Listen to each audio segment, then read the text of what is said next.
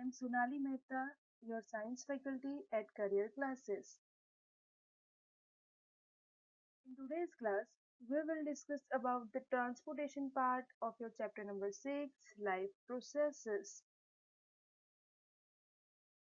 सबसे पहले देखेंगे ट्रांसपोर्टेशन किसे बोलते हैं। हम जो खाना खाते हैं वो डाइजेस्टेड फूड, हम जब ब्रीदिंग करेंगे तब ऑक्सीजन एंड कार्बन डाइऑक्साइड हमारी बॉडी में एंटर एंड एग्जिट करेगा। प्लांट जब फोटोसिंथेसिस करेंगे वो फूड बनाएंगे, ग्लूकोज बनाएंगे। या फिर प्लांट जब पानी अब्सॉर्ब करेंगे रूट से तो पानी एंड मिनरल, तो ओवरऑल लिविंग ऑर्गेनिज्म जो है वो डाइजेस्टेड फूड यानी कि nutrients, oxygen, carbon dioxide, food product, water, minerals अपने बॉडी में ट्रांसपोर्ट करता है। क्यों ट्रांसपोर्ट करता है? अगर कोई ऑर्गेनिज्म यूनिसेल्युलर है, एक ही सेल से बना है, तो वो छोटा सा ऑर्गेनिज्म होगा और एनवायरनमेंट के कांटेक्ट में होगा, तो वो इजीली ये सारी चीजों को बॉडी के अंदर एक्सचेंज कर सकता है via the simple process of diffusion. But multicellular organism जो होंगे वो कॉम्प्लेक्स होंगे, उनको बहुत ज्यादा अमाउंट में ऑक्सीजन, न्यूट्रिएंट, हार्मोन या फिर कार्बन डाइऑक्साइड या मेटाबॉलिक वेस्ट बॉडी के अंदर ट्रांसफर करना पड़ता है। ईच एंड एवरी सेल को ये चीजें मिलनी चाहिए, तो इसीलिए वी नीड ट्रांसपोर्टेशन सिस्टम। तो जो भी कॉम्प्लेक्स ऑर्गेनिज्म होंगे उनको ट्रांसपोर्टेशन चाहिए, ट्रांसपोर्टेशन सिस्टम चाहिए, जिसे सर्कुलेटरी सिस्टम भी बोला जाता है। तो ट्रांसपोर्टेशन या सर्कुलेटरी सिस्टम किसे बोलेंगे? एक ऐसी प्रोसेस जिसके through living organism oxygen, nutrients, hormone और बहुत सारे सब्सटेंस एक सेल से दूसरे सेल में या फिर विद इन बॉडी ट्रांसफर कर सकते हैं। उसके साथ साथ जो भी बॉडी में कार्बन डाइऑक्साइड प्रोड्यूस हुआ होगा या मेटाबॉलिक वेस्ट प्रोडक्ट बनी होगी, वो चीज को बॉडी में से कलेक्ट कर सकते हैं। ये सारी सिस्टम को हम बोलेंगे सर्कुलेटरी सिस्टम। और जो लोअर ऑर्गेनिज्म होंगे, सिंगल सेल ऑर्गेनिज्म, इसमें ट्रांसपोर्टेशन होगा via the simple process of diffusion. But multicellular organism में ये चीजों को ट्रांसफर करने के लिए डिफरेंट मैकेनिज्म होती है, डिफरेंट सिस्टम होती है, जिसे हम ट्रांसपोर्ट सिस्टम या सर्कुलेटरी सिस्टम बोलेंगे। तो चलिए देखते हैं what is transportation in plant. Transportation in plant, plant में मेनली दो ही चीज ट्रांसफर होती है। पहली चीज, जो पानी और मिनरल प्लांट सॉइल से अब्सॉर्ब कर रहा है वो, ठीक है। और दूसरी चीज फोटोसिंथेसिस में जो भी खाना लीफ बनाएगा वो। तो प्लांट में बेसिकली दो चीजें ट्रांसफर होती है, that is water and mineral, और दूसरा फूड। और उसके अलावा कार्बन डाइऑक्साइड एंड ऑक्सीजन भी ट्रांसफर होते हैं, बट मेनली हम बात करेंगे about transport of water and mineral and transport of food. अब यहाँ देखने वाली बात ये है कि प्लांट को अगर पानी और मिनरल ट्रांसफर करना हो प्लांट के बॉडी में, रूट से पानी अब्सॉर्ब होगा अलोंग विथ मिनरल और वो प्लांट के पूरे बॉडी में ट्रांसफर होगा, राइट। तो पानी को ट्रांसफर करने के लिए प्लांट के पास अलग से टिश्यूज होते हैं, कॉम्प्लेक्स टिश्यू होते हैं, जिसे हम बोलेंगे जाइलम। तो जाइलम जो है वो वाटर और मिनरल को अब्सॉर्ब करेगा, और दूसरा टिश्यू होगा फ्लोएम, उसे हम बोलेंगे अ, वो क्या करेगा, वो प्लांट के अंदर फूड ट्रांसफर करेगा, ठीक है। तो पानी और मिनरल और साथ में फूड, ये दोनों का ट्रांसफर प्लांट में मेनली होता है। और जैसा कि हमने रेस्पिरेशन में देखा कि प्लांट में गैसेस भी एक्सचेंज हो सकते हैं, ट्रांसपोर्ट हो सकते हैं via the process of transpiration. तो सबसे पहले देखेंगे transport of water and mineral, and उसके बाद देखेंगे ट्रांसपोर्ट ऑफ फूड। तो वेस्कुलर टिश्यू सिस्टम, अब पहली बात करनी है कि ट्रांसपोर्ट जो होगा प्लांट में, जो फूड, मिनरल और वाटर ट्रांसपोर्ट हो रहा है, वो एक अलग टिश्यू में होगा जिसे हम बोलेंगे वेस्कुलर टिश्यू, या फिर उसे कंडक्टिंग टिश्यू भी बोला जाता है, ठीक है। अब ये वेस्कुलर टिश्यू जो है उसमें दो तरह के कॉम्प्लेक्स टिश्यू होते हैं, एक होगा जाइलम, दूसरा होगा फ्लोएम। यहाँ पे आपको डायग्राम में दिख रहा है, यहाँ पे रेड इन कलर का जो टिश्यू है वो है xylem, and yellow in colour का जो भी दिख रहा है आपको वो है फ्लोएम। ठीक है, xylem is responsible for the conduction of water and mineral, and phloem is responsible for the conduction of food particle. तो थोड़ा सा डिटेल में समझेंगे कि कैसे जाइलम के अंदर पानी ट्रांसपोर्ट होगा विद इन अ प्लांट, और कैसे फ्लोएम फूड मोलिक्यूल को ट्रांसफर करेगा। सबसे पहले देखेंगे जाइलम। तो जाइलम जो है एक कॉम्प्लेक्स टिश्यू है, कॉम्प्लेक्स है तो उसका मतलब है बहुत सारे पार्ट से बना होगा। ठीक है, तो यहाँ पे जो जाइलम है ये कॉम्प्लेक्स टिश्यू है प्लांट का, वो चार अलग अलग पार्ट से बना होता है, tracheids, vessels, fibres and parenchyma. Right, किससे बना है? Tracheids, vessel, fibre and parenchyma. ठीक है, अब यहाँ पे डायग्राम भी है जहाँ पे हम देख पा रहे हैं, यहाँ पे ट्रैकिड्स है, यहाँ पे वेसल लाइक स्ट्रॉ जैसा स्ट्रक्चर दिख रहा है आपको, तो ये वेसल है। ठीक है, फिर सपोर्टिंग मटेरियल दिख रहा है पर्पल कलर का, ये है जाइलम फाइबर, और कुछ सिंगल सेल लेयर होंगे न्यूक्लियस वाले, उसे हम बोलेंगे पैरेन्काइमा।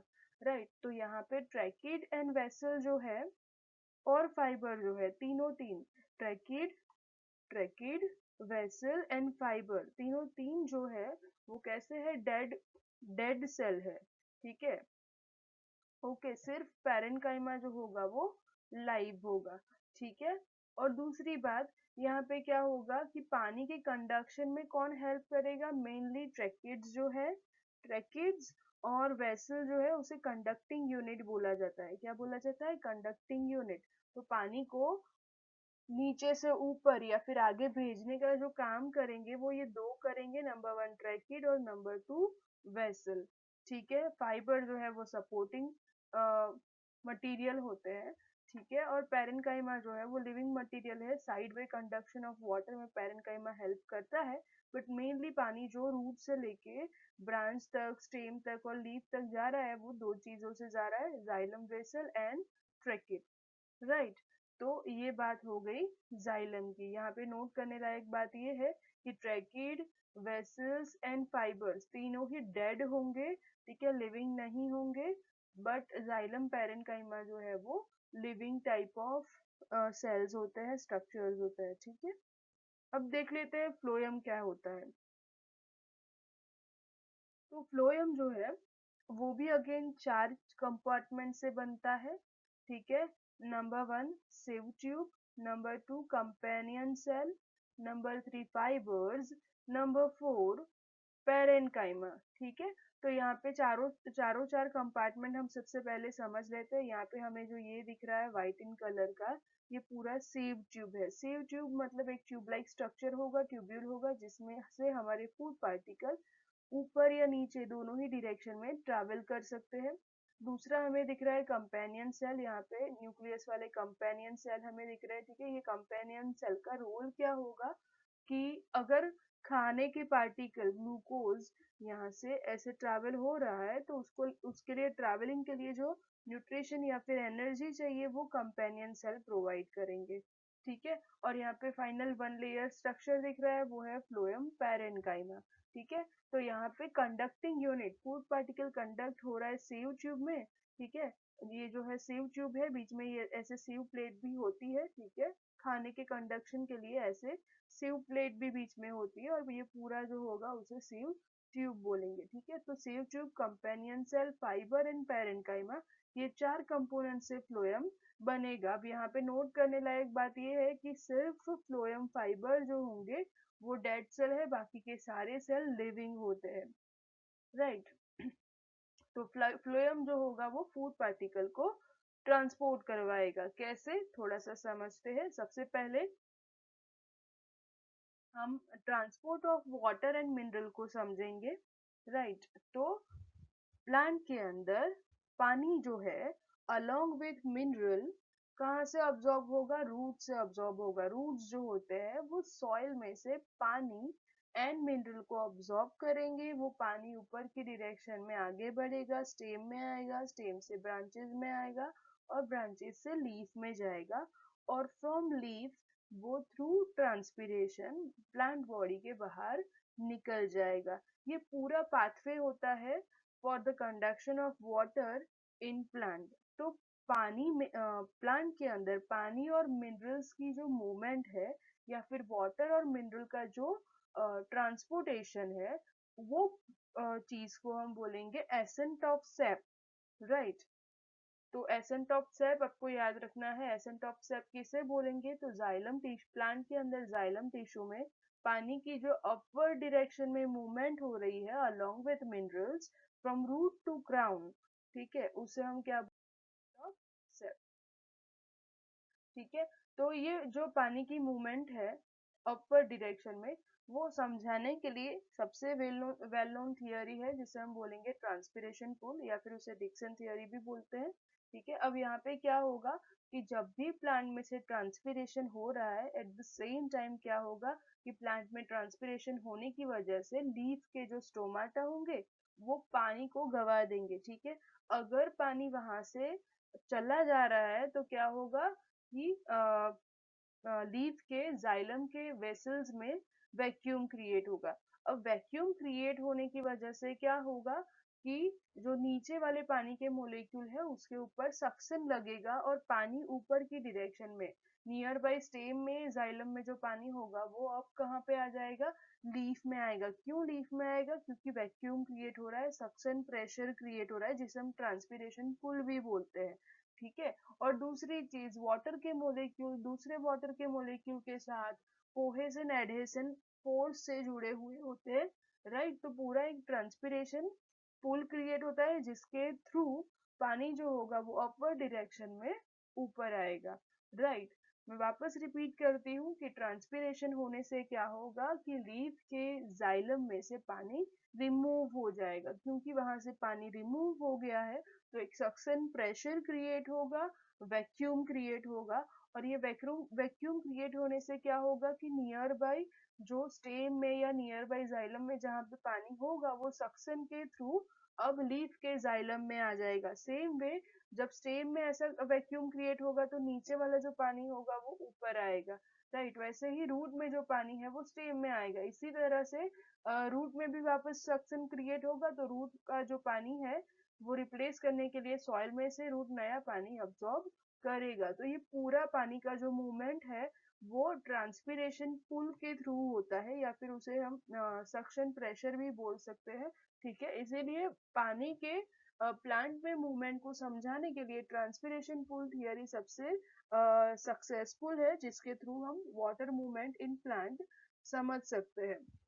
अब यहाँ पे नोट करने लायक बात ये है कि पानी का जो अब्जॉर्प्शन हो रहा है या पानी का जो मूवमेंट हो रहा है अलोंग विथ मिनरल, वो एक ही डायरेक्शन में होगा, that is from root to leaves. नीचे से लेके रूट सॉइल से पानी अब्सॉर्ब होगा और वो लीव्स तक ट्रांसफर होगा। तो एक ही डायरेक्शन में पानी का जो मूवमेंट है वो हो रहा है, इसीलिए उसे वन वे या यूनिडायरेक्शनल भी बोला जाता है।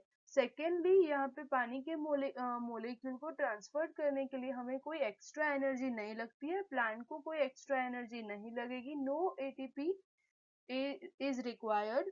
सो ये ट्रांसपोर्ट को हम पैसिव ट्रांसपोर्ट भी बोल सकते हैं। वेरएस कुछ कुछ मिनरल के अब्जॉर्प्शन के लिए वी नीड एटीपी, तो उनका जो ट्रांसफर होगा, वो मिनरल का जो ट्रांसपोर्ट होगा उसे हम बोलेंगे एक्टिव ट्रांसपोर्ट, बिकॉज मिनरल को ट्रांसफर करने के लिए हमें एनर्जी लगेगी। तो this is all about how the water and minerals move inside the xylem. Now हम देखेंगे कि फूड कैसे ट्रांसफर होता है, राइट। तो transfer of food particle within the phloem of plant is known as translocation. Phloem के अंदर, plant के फ्लोएम के अंदर फूड पार्टिकल मूव करेंगे तो ये प्रोसेस को हम ट्रांसलोकेशन बोलते हैं, ठीक है। अब हमें पता ही है कि प्लांट जो होगा वो अपना खाना खुद बनाता है, right, via the process of photosynthesis in presence of sunlight and chlorophyll। Plant जो होगा वो कार्बन डाइऑक्साइड एंड वाटर को मिला के ग्लूकोज मोलेक्यूल बनाएगा, राइट।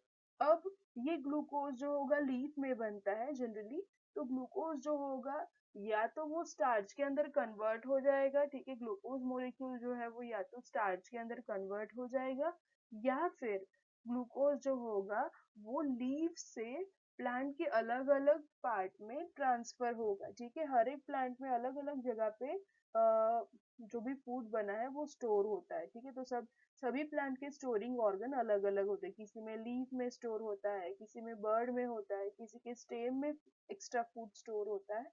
तो राइट, ये जो ग्लूकोज होगा वो प्लांट के हर एक सेल तक पहुंचना चाहिए। तो ग्लूकोज दूसरे मॉलिक्यूल के साथ अटैच होके दो यूनिट वाला स्ट्रक्चर बनाते हैं, जिसे हम बोलेंगे सुक्रोज। ग्लूकोज जो है वो मोनोसेकेराइड है, और सुक्रोज जो होगा वो ग्लूकोज और फ्रुक्टोज मिलके वो पहले कन्वर्ट हो जाएगा इन सुक्रोज, ठीक है। जो भी ग्लूकोज बना है वो कन्वर्ट हो जाएगा सुक्रोज में। क्यों सुक्रोज में कन्वर्ट होगा? बिकॉज सुक्रोज जो है वो एक डाइसेकेराइड है, नॉन रिड्यूसिंग शुगर है, ठीक है। तो जैसे हम एग्जाम्पल से समझ सकते हैं कि अगर हमें मिल्क का ट्रांसपोर्टेशन करना है, राइट, अगर आप मान रहे हो कि सोचिए कि जैसे अमूल में कोई मिल्क बन रहा है, ठीक है, इन अहमदाबाद, राइट, तो वो मिल्क को हमें ट्रांसपोर्ट करना है चेन्नई, राइट। तो पतीले में लेके तो हम दूध नहीं जा सकते, हमें दूध को पास्चराइज करना पड़ेगा या फिर उसको ड्राई करके पाउडर फॉर्म में कन्वर्ट करना पड़ेगा। क्यों करना पड़ेगा? Because with in the transportation period हमारा मिल्क बिगड़ना नहीं चाहिए। सेम वे जो ग्लूकोज है वो रिड्यूसिंग होते हैं, ठीक है, ट्रांसफर के दौरान या फिर ट्रांसपोर्टेशन में ग्लूकोज का ऑक्सीडेशन हो जाता है, उसमें से एसिड्स बन जाते हैं। तो क्या करते हैं प्लांट्स? ग्लूकोज को पहले सुक्रोज में कन्वर्ट करेंगे, क्योंकि सुक्रोज नॉन रिड्यूसिंग शुगर है तो उसका रिडक्शन नहीं होगा, और आराम से सुक्रोज को हम थ्रू फ्लोएम ट्रांसपोर्ट कर सकते हैं। तो फूड के ट्रांसपोर्टेशन को समझाने वाली जो सबसे एक्सेप्टेबल थियोरी है उसे मीन्स हाइपोथेसिस या फिर मास फ्लो थियोरी भी बोला जाता है, ठीक है। अब ये थियोरी के थ्रू क्या होगा कि हमने जो फ्लोएम का स्ट्रक्चर पढ़ा, फ्लोएम के जो सीव ट्यूब होंगे उसमें हमारा फूड पार्टिकल जो है वो अपवर्ड या डाउनवर्ड दोनों ही डायरेक्शन में मूवमेंट कर सकता है। क्यों दोनों डायरेक्शन में मूवमेंट कर सकता है? बिकॉज फूड जो है, ग्लूकोज जो है वो लीफ में बनता है, और फिर लीफ से वो ऊपर की डायरेक्शन में अगली कोई ब्रांच में भी जा सकता है या डाउनवर्ड डायरेक्शन में स्टेम में भी जा सकता है। इसीलिए फूड का जो ट्रांसपोर्टेशन होगा वो दोनों दोनों ही डायरेक्शन में होगा, बाई डायरेक्शनल होगा। सेकेंडली, ये ट्रांसपोर्ट करने के लिए हमें एनर्जी भी लगती है, सिंपली अपने आप फूड ट्रांसफर नहीं होता है, we need energy, we need ATP. इसीलिए फूड के ट्रांसफर को एक्टिव ट्रांसपोर्ट भी बोला जाता है, बिकॉज इसके लिए प्लांट को एनर्जी यूज करनी पड़ती है, स्पेंड करनी पड़ती है, राइट। तो इसीलिए फूड के ट्रांसपोर्ट को हम बोलेंगे एक्टिव ट्रांसपोर्ट, और वो टू वे डायरेक्शन में होने वाला ट्रांसपोर्टेशन है तो उसे बाई डायरेक्शनल भी बोलेंगे। तो friends, this is all about the transfer of food and water along with mineral inside the plant. In our next video, we will talk about the transportation in animal. If you like the video, kindly hit the like button, share it with your friends and subscribe our YouTube channel. Thank you.